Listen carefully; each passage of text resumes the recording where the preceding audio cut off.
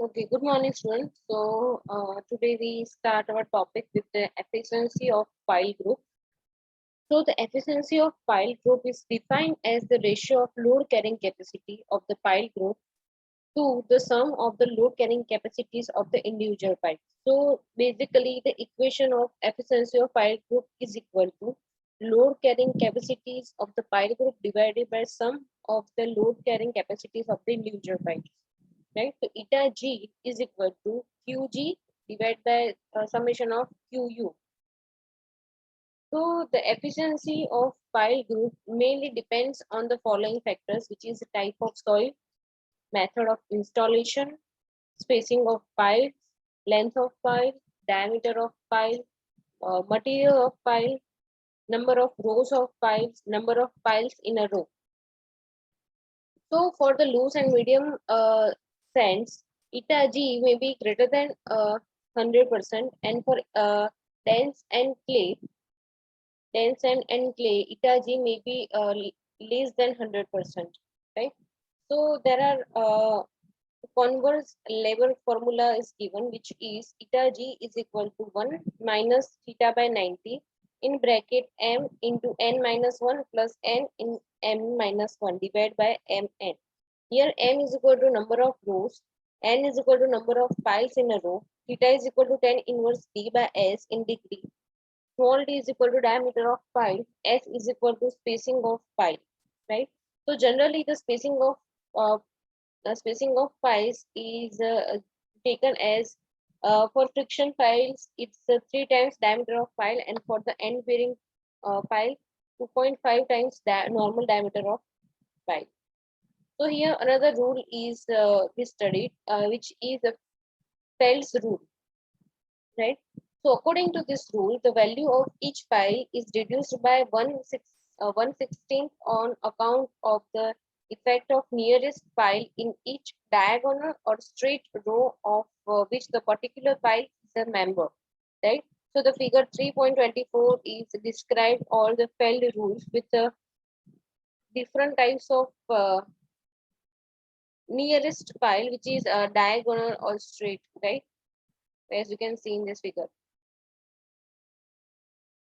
Okay, so here next is a settlement of file group. So settlement of a file group is due to elastic shortening of files and due to settlement of soil supporting the files. So it is assumed that the file group acts as a single large equipment file.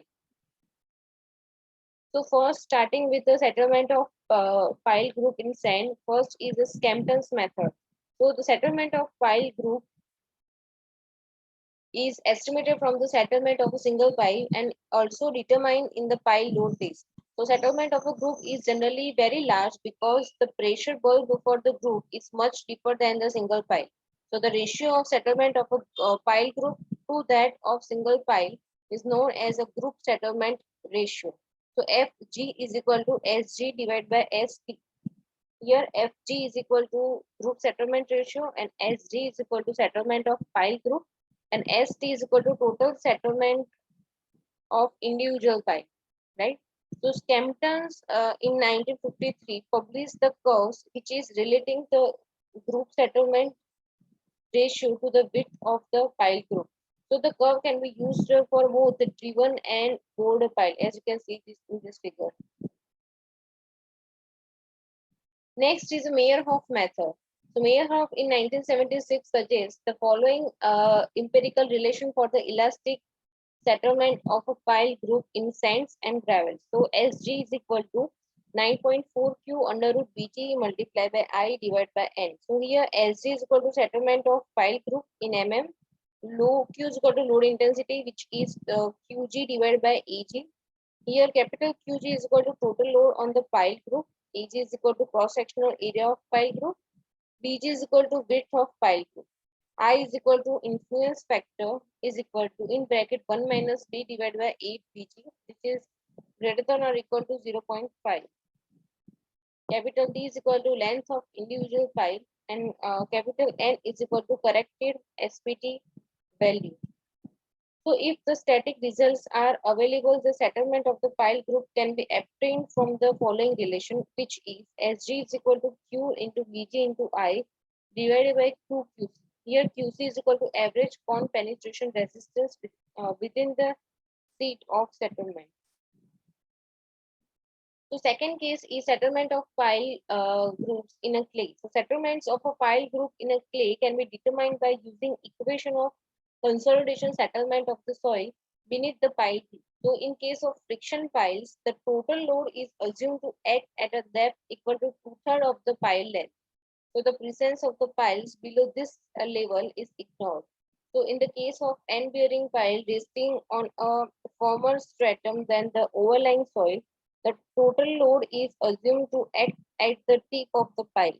So the load is assumed to be uniformly distributed at the level at which the load is assumed to be acting, and it is assumed to spread at an angle of 30 degrees, which with the vertical or at the slope of 2 vertical to 1 horizontal. So the soil below this level is divided into the number of layers, and then the settlement of each layer is calculated from the expression. So the expression is S is equal to H multiplied by Cc divided by 1 plus E0 multiplied by log 10 sigma 0 plus delta sigma divided by sigma 0. Here S is equal to settlement of the layer, H is equal to thickness of the layer, Cc is equal to compression index, which is 0.009 WL minus 10. WL is equal to liquid limit of the soil. E0 is equal to initial void ratio. Sigma 0 is equal to initial stress at the center of the layer, which is gamma into Z. Z is equal to depth of the center of the layer below the ground surface. Delta into sigma is equal to additional stress due to pile load Q. So here the total settlement Sg of the pile group is equal to the sum of the settlements of the different layers, right?